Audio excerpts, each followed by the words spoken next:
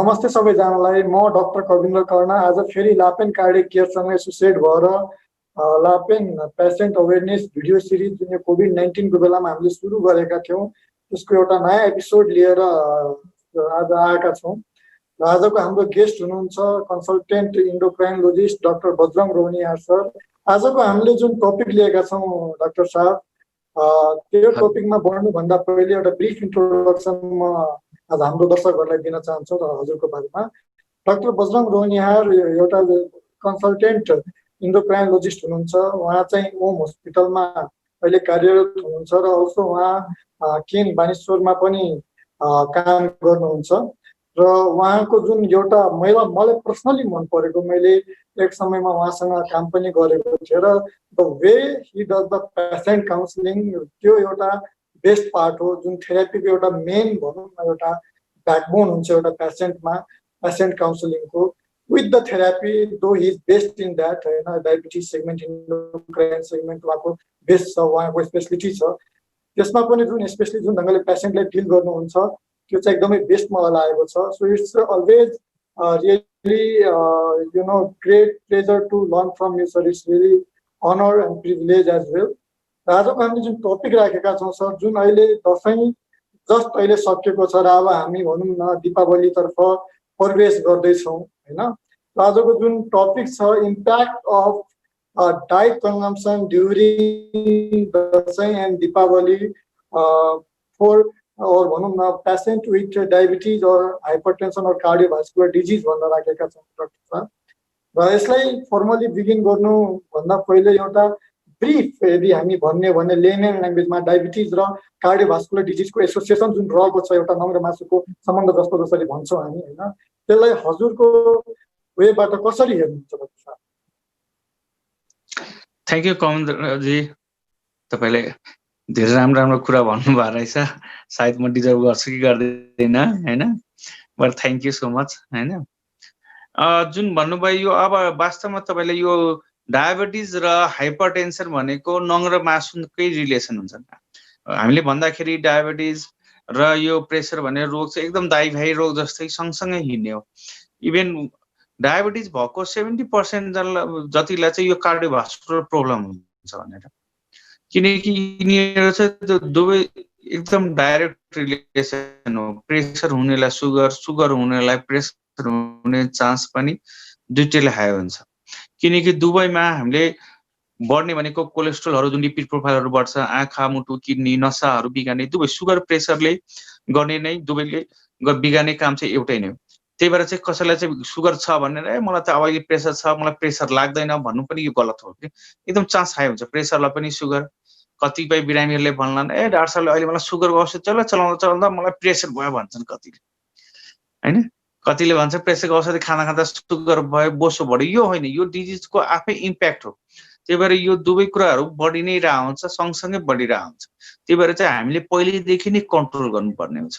अझै तपाईँको family history छ भने कतिलाई के लाग्न सक्छ कि मेरो फ्यामिलीमा छ होइन, या मलाई स्योर लाग्छ भने यो पनि सोच अलिकति गलत हो। फ्यामिलीमै हुने बित्तिकै सबैलाई 100% केस सबैलाई लाग्छ भने छैन। डाइट कन्ट्रोल एक्सर्साइजले पहिलेदेखि प्रिभेन्ट गर्यो भने चाहिँ हामीले राम्रै कन्ट्रोल गर्न सक्छौँ।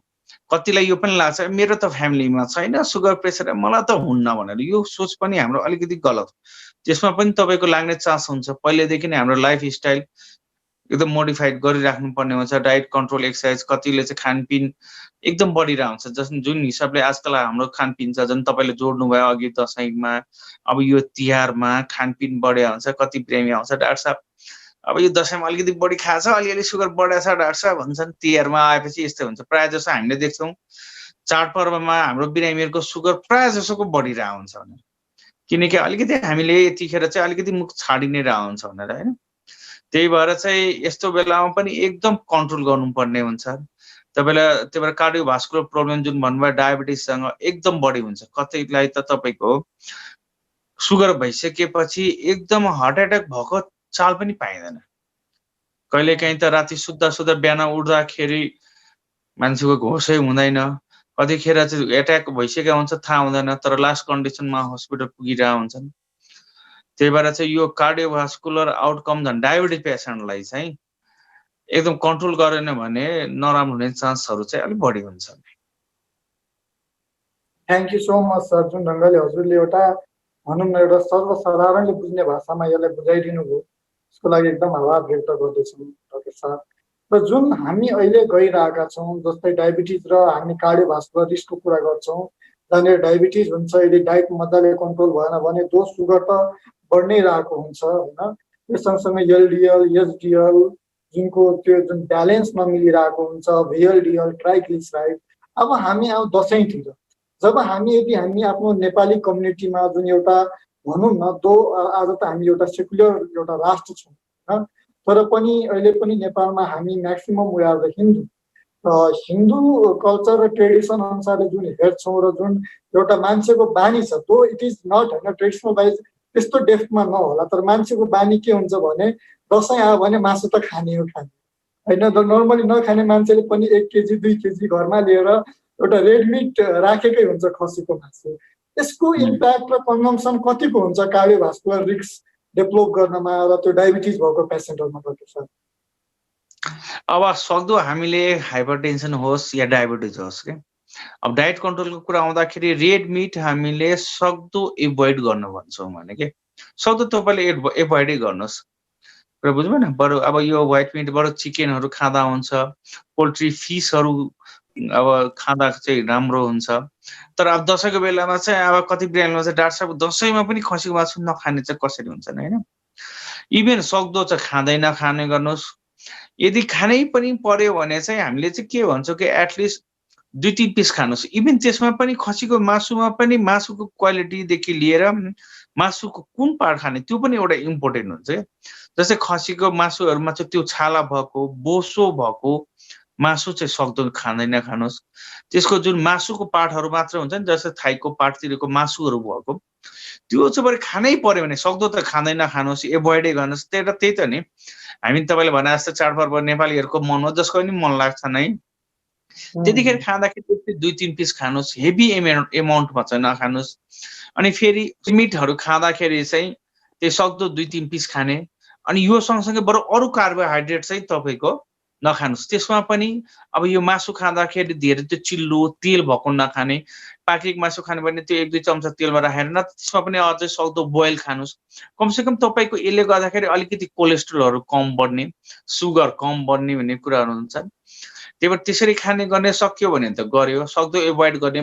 बरु यिनीहरूसँग चाहिँ अलिकति ग्रिन लिफी भेजिटेबल्सहरू खाने, मासु पनि एकदम स्वाद ल्याए जस्तै गरेर थोरै मात्रामा कन्जम्सन गर्न सकिन्छ, नगर्ने भने होइन। तर अरू हामीले अलिक कार्बोहाइड्रेटहरू पनि अलिकति कम गर्नु पर्यो। अब यस्तो गरेर अलिकति भातहरू अरू कार्बोहाइड्रेट कम गरेर बरु फ्रुट्सहरू भेजिटेबल्सहरू अलिकति बढाएको राम्रै हुन्छ। हजुर sir, thank you so much sir. जुन एउटा कोअर्डिनेसन हजुरले एउटा रेड मिट र भनौँ न हाइपरटेन्सन अथवा तपाईँको डायबिटिज कार्डियोभास्कुलर डिजिजको जुन एउटा रिस्क छ त्यसलाई जुन ढङ्गले प्रोग्नोसिस भइरहेको हुन्छ त्यसलाई चाहिँ तपाईँले एउटा वेल डिफाइन सर्वसाधारण भाषामा डिफाइन गरिदिनु भएको एकदम धन्यवाद छ सर।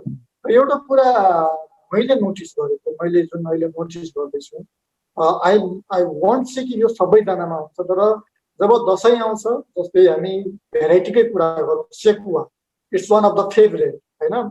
सेकुवासँग ड्रिङ्क्स लिने now days is becoming more common.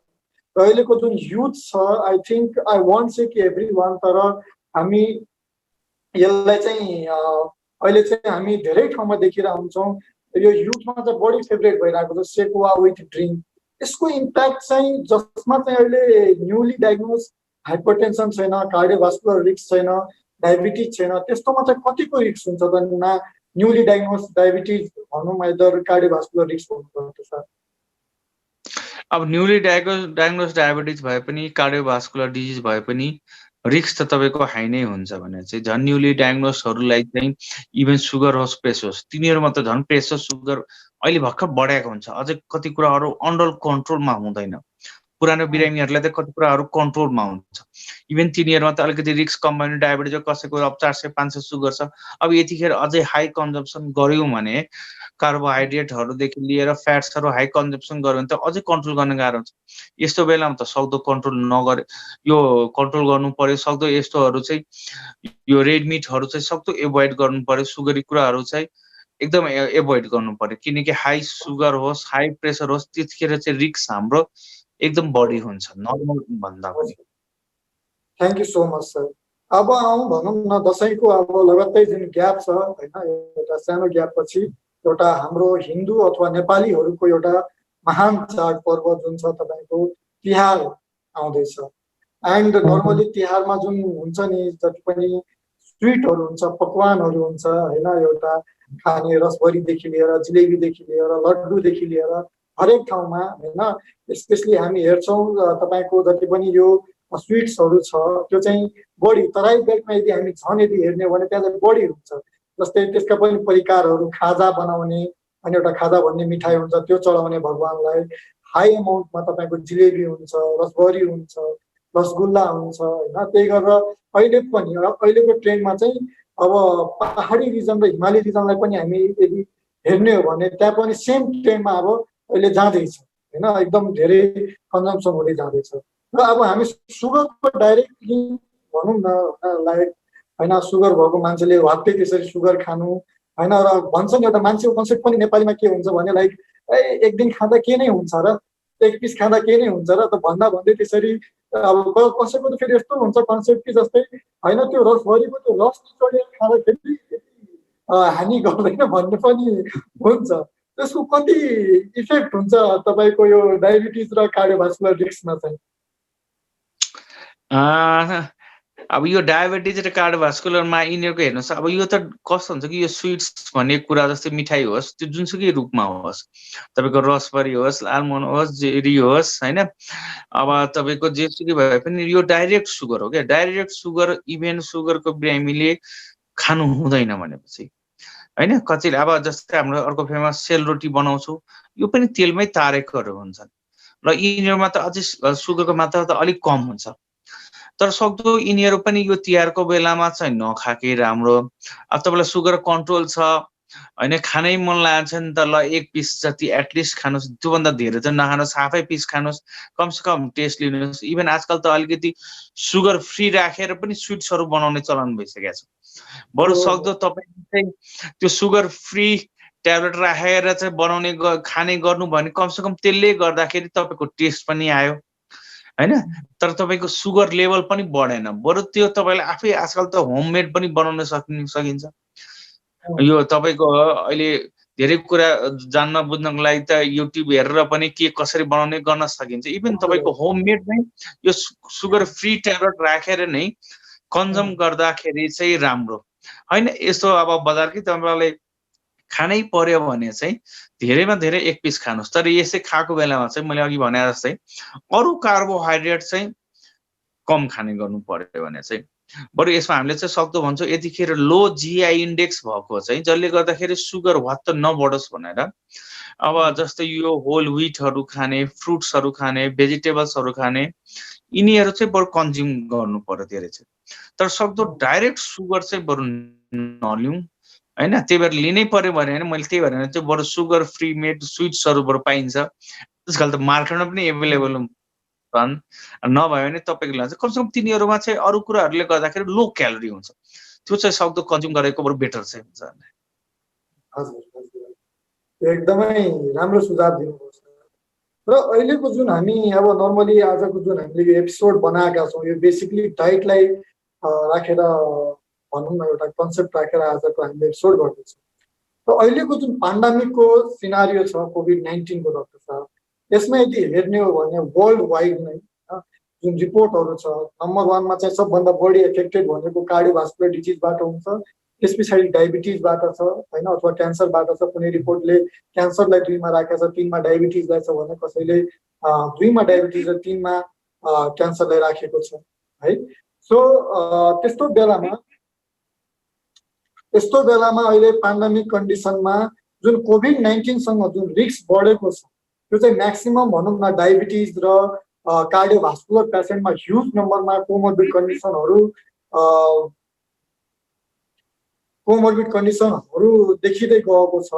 र त्यस कारणले गर्दाखेरि होइन अहिले चाहिँ भनौँ न जुन डेथ रेटहरू हामी जुन देख्दैछौँ कोभिड-19 with either diabetes cardiovascular disease older पेसेन्टमा केसम्म बढी भएको पाइन्छ। यस्तो बेलामा तपाईँ जुन अहिले जुन डायबिटिज अथवा कार्डियोभास्कुलर रिस्क भएका पेसेन्टहरू छन् उहाँलाई के एउटा मेसेज दिन चाहनुहुन्छ डाक्टर साहब?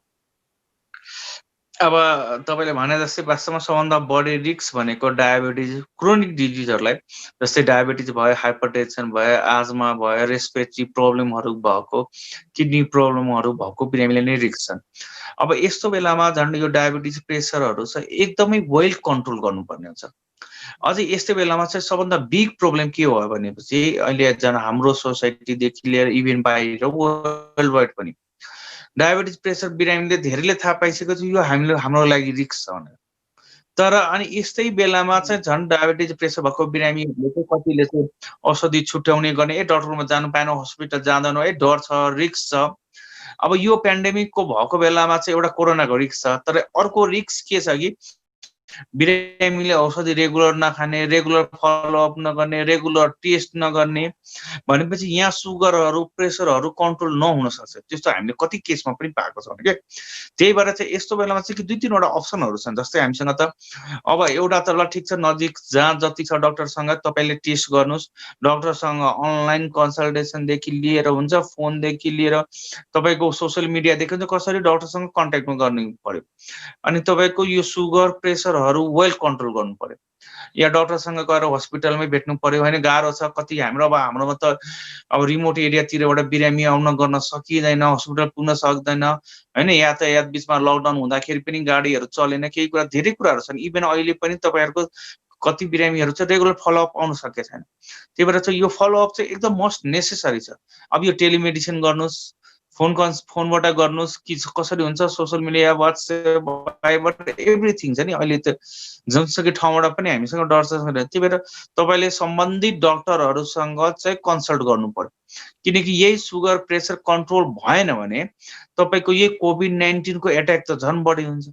कुनै पनि भाइरसलाई होस् या ब्याक्टेरियालाई होस्, तपाईँको यदि सुगर लेभल कन्ट्रोल छैन भने त त्यो तपाईँको ब्याक्टेरिया भाइरसलाई त उनीहरूलाई दसैँ आएको जस्तो हुन्छ भनेर कि उनीहरूलाई त झन् त्यसको भाइरस ब्याक्टेरियाहरू झन् बढी मल्टिप्लाई गराएको हुन्छ बडीमा, अनि तपाईँको बडीलाई झन् बढी एट्याक गर्छ भने के।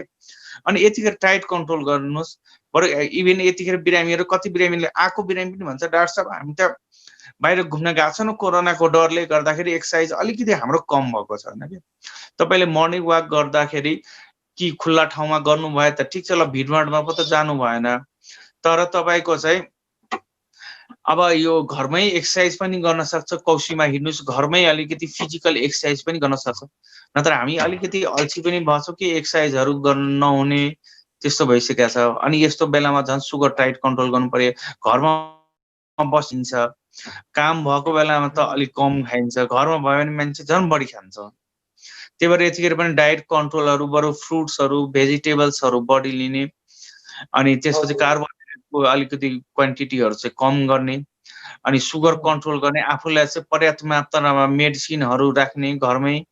अनि तपाईँको बरु सबभन्दा सजिलो एउटा ग्लुकोमिटर किन्ने, घरमै पनि ग्लुकोज मोनिटरिङ गर्ने भनेर। कति छ सुगरहरू, त्यो हिसाबले बरु डोज एडजस्टमेन्ट आफ्नो सम्बन्धित डक्टरलाई फोनबाटै भए पनि कन्सल्ट गर्नु चाहिँ पर्यो। यदि हस्पिटल जान सक्नुहुन्न भने एटलिस्ट सुगरको बिरामीले त्यो गर्नुहोस्। अरू सुगर अब सँगसँगै प्रेसर पनि कन्ट्रोल गर्नु पर्यो। प्रेसरको लागि पनि आजकल त तपाईँको आफै अलिक सेल्फ मेजरमेन्ट गर्नेहरू मेसिनहरू पनि पाउँछ, त्यसले गर्दा pressure measurement at least sugar pressure त हेर्नुहोस्। घरमै बसे पनि यति गर्न सकिन्छ। अरू लिपिड प्रोफाइलहरू, किडनीको प्रोफाइलहरू एटलिस्ट पछि गरे पनि कमसेकम यति भए पनि घरमै बसी पनि कन्ट्रोल गर्न सकिन्छ। त्यही भएर चाहिँ सक्दो यो पेन्डेमिक बेलामा चाहिँ म चाहिँ बिरामीहरूलाई भन्छु कि सुगर प्रेसर भए पनि घरमै बस्छन्, जहाँ बस्यो भए पनि सक्दो कन्ट्रोल गर्नु। र मोस्ट इम्पोर्टेन्ट एउटा अर्को कुरा कि एउटा अलिकति भ्याक्सिन, इन्फ्लुएन्जाको, न्युमोकोकलको भ्याक्सिनहरू एभाइलेबल छ मार्केटमा, यो लगाउनुहोस्। कमसेकम पेन्डेमिक भएकोमा यो कोरोना भाइरस एट्याक गर्यो भने कमसेकम अरू इन्फ्लुएन्जा भाइरसहरू, अरू न्युमोकोकलहरू चाहिँ अरू एट्याक गर्न नगरोस्, जसले गर्दा हाम्रो न्युमोनियाहरू, हत्तपत्त अरू फ्लूहरू चाहिँ सक्दो प्रिभेन्ट गर्न चाहिँ सकिन्छ। द बेस्ट एडभाइस सर, एकदमै बेस्ट एडभाइस छ यो हजुरको। एकदम यो चाहिँ आई थिङ्क एभ्री वान कतिजनाले यसलाई हेर्नुहुन्छ यो एपिसोडलाई, सबलाई यो युजफुल हुन्छ। र एउटा आजको यो एपिसोडलाई टुङ्ग्याउनुभन्दा पहिले डाक्टर साहब एउटा कस्तो लागिरहेछ भने कहीँ न कहीँ एउटा कोभिड भनौँ न, एउटा कोभिड संक्रमित कुनै पेसेन्ट भयो र जुन एउटा गाइडलाइनहरू छ अथवा जुन एउटा कन्सेप्ट छ कि 14 दिनपछि यो आफै भनौँ न एउटा हराएर जान्छ अथवा नेगेटिभ आउँछ रिपोर्ट होइन, after 14 days most of the पेसेन्टको कोभिड नेगेटिभ आउँछ। र त्यस पछाडि पनि के कोभिड भनौँ न पोस्ट कोभिड टेस्टहरू गराइराख्न एउटा तपाईँ सजेसन दिनुहुन्छ, सल्लाह दिनुहुन्छ पेसेन्टलाई? किनकि कतिपय ठाउँमा कस्तो छ भने दो पेसेन्ट नेगेटिभबाट फेरि पोजिटिभ गएको छ तर उहाँलाई सिम्पटम देखिँदैन होइन, then also he is becoming or she is becoming carrier, एउटा क्यारियरको रूपमा उहाँहरूले काम गरिदिन्छन् कतिपय ठाउँमा। यस्तो केसमा तपाईँको सुझाव चाहिँ के हुन्छ? नर्मली यो हाम्रो यो कोभिड-19 मा चाहिँ के देख्छौँ भने कि यसको सेन्सिटिभिटी हेर्दाखेरि 70%। मानव कसैलाई कतिलाई चाहिँ सिम्पटम्स देखिन्छ, हेर्दाखेरि टिपिकल सिम्पटम्सहरू लक्षणहरू सब देखिन्छ तर टेस्ट गर्दा नेगेटिभ देखिन्छ, किनकि यो हाम्रो टेस्टको सेन्सिटिभिटी हो। त्यही भएर टेस्ट नेगेटिभ आउने बित्तिकै मलाई चाहिँ यो कोभिड छैन भन्न पनि यो गाह्रो कुरा र बुझ्नु, किनकि कति कुरा त हाम्रो मेडिकल फिल्डमा सिम्पटम्सको हिसाबले हामीले जान्छौँ। त्यही भएर चाहिँ तपाईँको यदि सिम्पटम्स देखिएछ भने त अलवेज टेस्ट चाहिँ गर्नै पर्ने हुन्छ। टेस्ट गरिसकेपछि हामीले चाहिँ नर्मली भन्छौँ 2 विक्स पछि चाहिँ तपाईँको ल फेरि रिचेक गर्ने कि तपाईँको कस्तो छ, कोरोना पोजिटिभ छ कि नेगेटिभ छ। नर्मली 2 हप्तापछि हराएर जान्छ, कसैको त रहिरहन्छ, इभन 1 मन्थसम्म पनि रहन्छ। यही हाम्रो बडीको इम्युनिटीको हिसाबले गर्दाखेरि हुने हो। कसैलाई चाहिँ नर्मली त 80% त एसिम्प्टोमेटिक देखिन्छ बिना लक्षणको होइन, नर्मल मान्छेलाई होस् या डायबिटिजको जसलाई पनि लाग्दाखेरि 80% बिरामीलाई त लक्षण देखिँदैन, तर सुगर प्रेसर भएकोहरूलाई, क्रोनिक डिजिज भएकोहरूलाई अलिकति एट्याक बढी गर्यो भने लक्षणहरू चाहिँ देखिने चान्स हुन्छ। त्यही भएर लक्षण देखिसकेपछि हेर्नुहोस् कस्तो हुन्छ कि इभन यो नर्मल मान्छेलाई तपाईँको सिम्पटम्स नभएको मान्छेलाई पनि यो पोजिटिभ देखियो भने उसको मेन्टल स्ट्रेस लेभल चाहिँ एकदमै बढ्छ। झन् डायबिटिज प्रेसर भइसकेपछि बिरामीलाई पनि थाहा हुन्छ कि कोभिडले गर्दाखेरि हामीलाई बढी एट्याक गर्छन्। त्यही भएर चाहिँ त्यसो बेलामा चाहिँ तपाईँको एटलिस्ट 2 हप्तापछि यो टेस्ट गर्न चाहिँ एकदम जरुरी छ, किनकि नेगेटिभ भयो भने तपाईँ मेन्टली फ्री भइहाल्नुहुन्छ। इभन तपाईँले नर्मल काम गर्न सक्नुहुन्छ, मेन्टल स्ट्रेस लेभल एकदम घट्छ। अनि यसले गर्दाखेरि तपाईँ नर्मली पनि वाकदेखि लिएर एक्सर्साइजदेखि लिएर आफ्नो रेगुलर काम पनि गर्न सक्नुहुन्छ। त्यही भएर यो टेस्ट गर्न जरुरी छ। कसैको 2 हप्तामा नभइकन 3 हप्ता 4 हप्ता लाग्छ होइन, तर त्यो टेस्ट चाहिँ यस्तो बेलामा चाहिँ मस्ट नेसेसरी नै छ भनेर। हजुर, thank you so much sir. आजको जुन यो एपिसोड छ यसलाई एउटा भनौँ न आम नागरिकले पनि बुझ्ने ढङ्गले हजुरले हरेक क्वेसनलाई एउटा सर्वसाधारणले बुझ्ने ढङ्गले तपाईँले हरेक कुरालाई एक्सप्लेन गरिदिनु भयो, त्यसको लागि एकदम आभार व्यक्त गर्दछु। On behalf of Lapen Cardiac Care, myself, Dr. Kavindra Karna, express deep sense of gratitude to you, sir. Thank you so much for giving your valuable time and appearing in this episode of Lapen Care's Patient Video Awareness Series, which is powered by Lapen Cardiac Care, a division of LMPL, sir. Wish you happy Deepavali, pollution-free happy Deepavali, sir. Thank you, Kavindra ji. Wish you happy Deepavali and thank you for Lapen Cardiac Care. Thank you so much.